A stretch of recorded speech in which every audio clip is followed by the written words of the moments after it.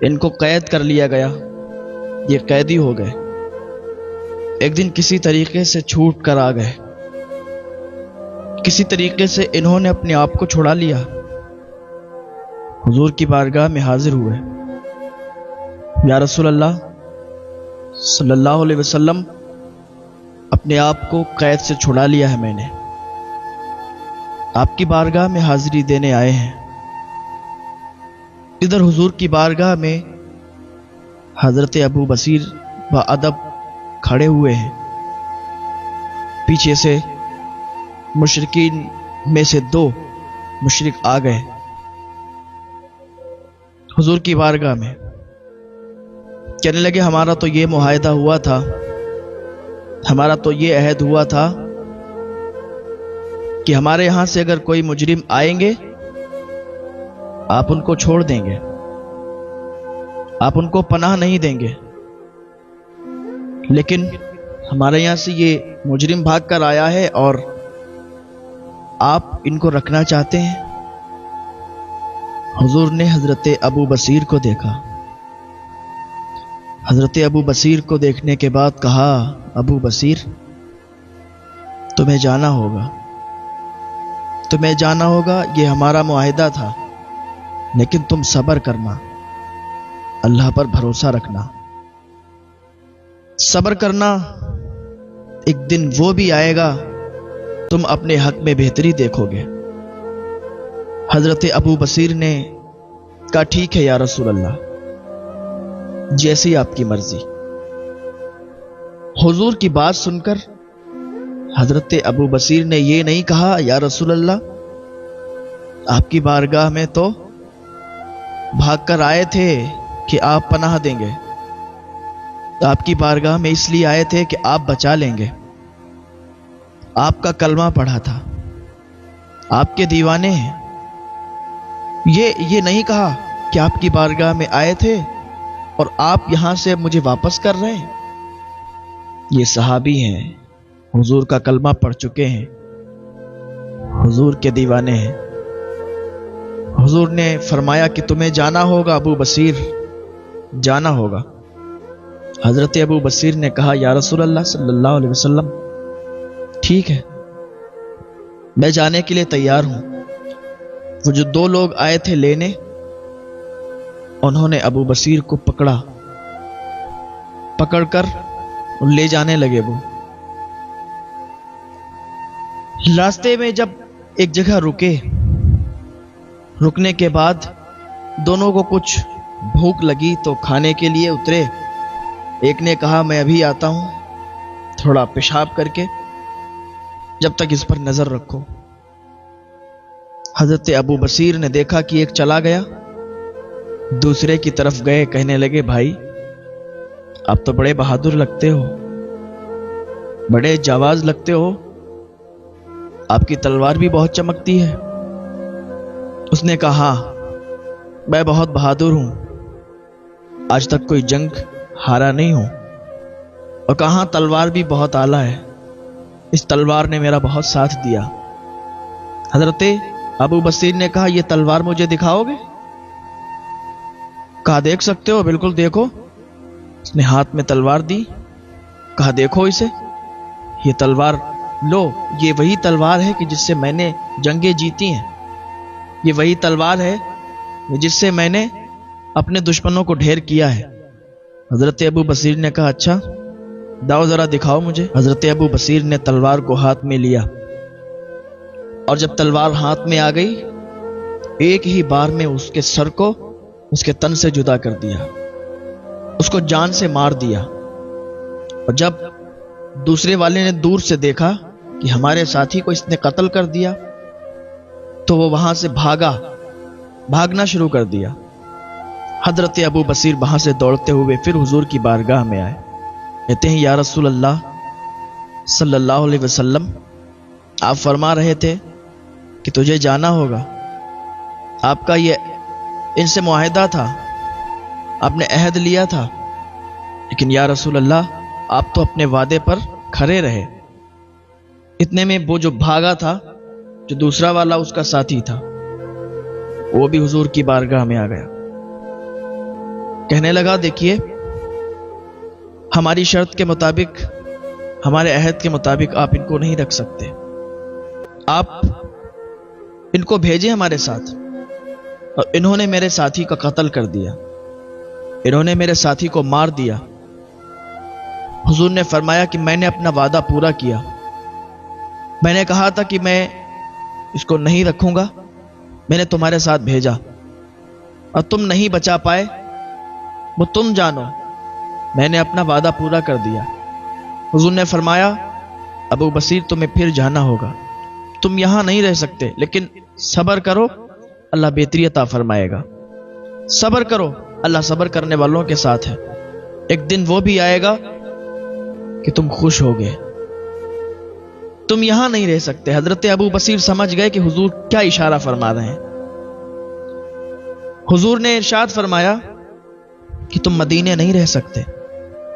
ابو بصیر سمجھ گئے کہ حضور فرما رہے ہیں کہ تم مدینے نہیں رہ سکتے اور کہیں بھی جا کے رہ لو۔ حضرت ابو بصیر وہاں سے نکل گئے، وہ اس کے ساتھ جا رہے تھے،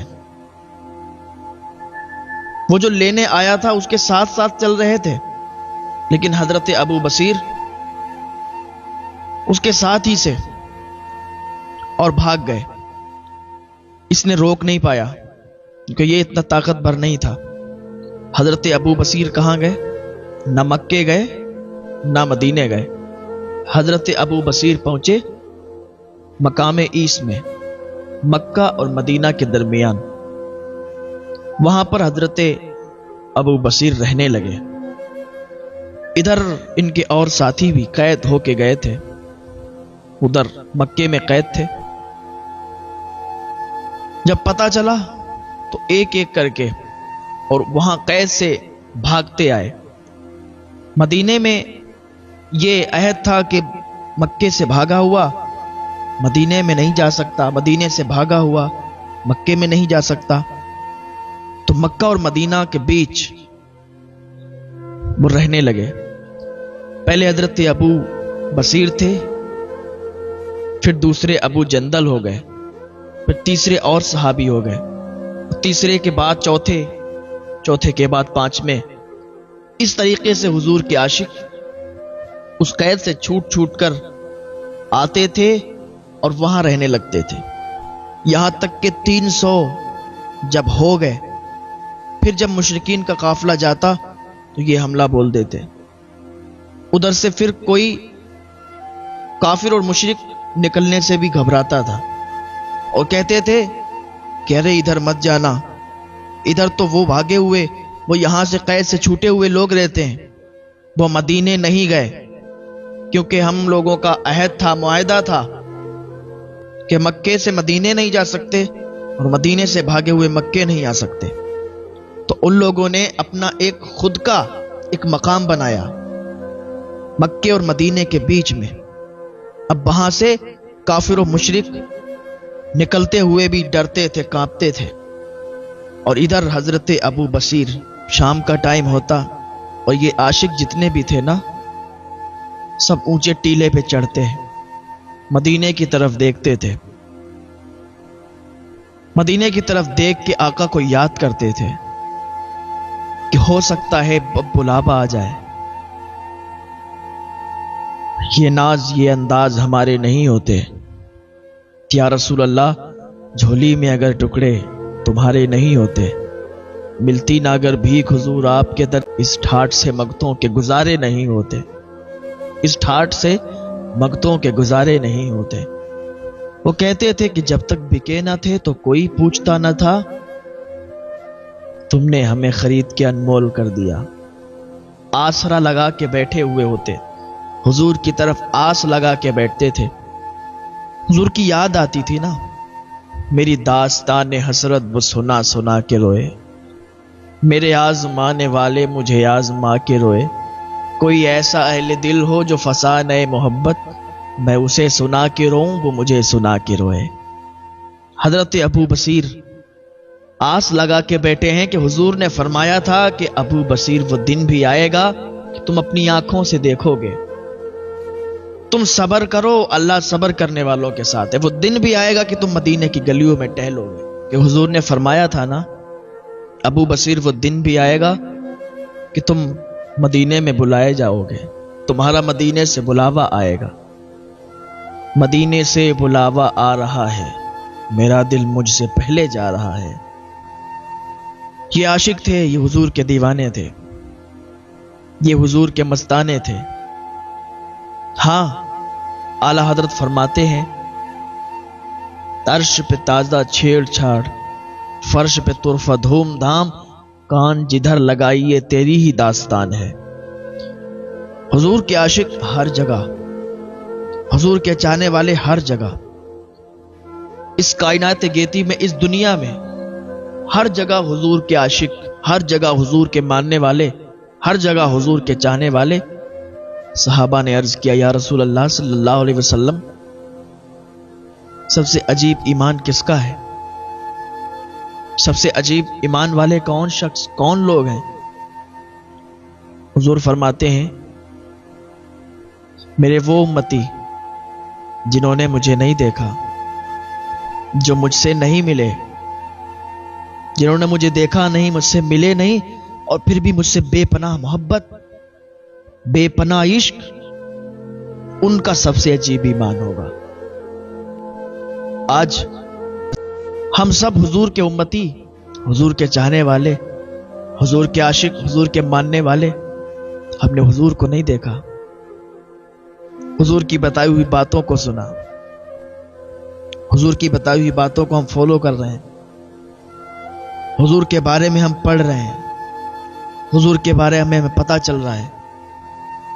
जो जो सहाबा इकराम ने लिखा, जो जो हुजूर ने फरमाया, उसको फॉलो करते हैं, तो हम हुजूर के चाहने वाले हैं। और ऐसे न जाने कहां कहां हुजूर के चाहने वाले हैं और हुजूर का जिक्र करते हैं, हुजूर के नाम पर चरागा करते हैं, हुजूर का मिलाद मनाते हैं। और हुजूर फरमाते हैं, जो मेरा मिलाद मनाएगा, मैं मोहम्मद तब तक के जन्नत में नहीं जाऊंगा जब तक उन सबको अपने साथ लेके नहीं जाऊंगा। जो मेरी मिलाद करेगा, जो मिलाद का जिक्र सुनेगा, मिलाद का जिक्र करेगा, हुजूर फरमाते हैं अपने साथ उनको जन्नत में लेके जाएंगे। तो मैं अर्ज कर रहा था कि हुजूर पाक सल्लल्लाहु ताला अलैहि वसल्लम की तरफ आस लगा के ये लोग बैठते थे कि कब बुलावा आ जाए, कब हम लोग मदीने की तरफ चले जाएं। लेकिन एक दिन वो भी आया कि आशिकों ने अपनी आंखों से देखा, वो दिन भी आया कि मदीने से बुलावा आ गया। हाय हाय हाय, मदीने से बुलावा आ रहा है, मेरा दिल मुझसे पहले जा रहा है। बड़ी उम्मीद है सरकार कदमों में बुलाएंगे, बड़ी उम्मीद है सरकार कदमों में बुलाएंगे, करम की एक नजर होगी मदीने हम भी जाएंगे।